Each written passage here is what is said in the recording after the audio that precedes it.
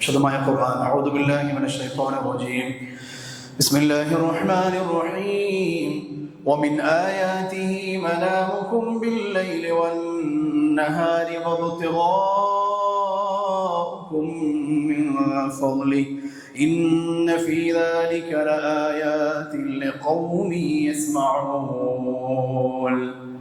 അള്ളാഹു ഒരു മനുഷ്യന് നൽകുന്ന ഈ സമ്പാദ്യത്തിന്റെ പരിശ്രമമുണ്ടല്ലോ,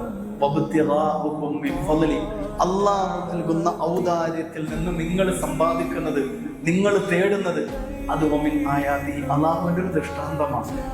അത് അള്ളാഹുവിന്റെ ഒരു ദൃഷ്ടാന്തമാണ്. നമ്മുടെ ഏതോ കഴിവ് കൊണ്ടാണ് എന്ന്.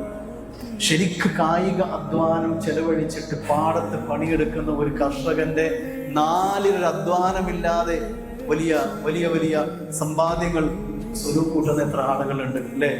കായിക അധ്വാനമാണോ സമ്പാദ്യത്തിന്റെ അടിസ്ഥാനം? അല്ല, അത് അള്ളാഹുവിന്റെ ഒരു ദൃഷ്ടാന്തമാണ്.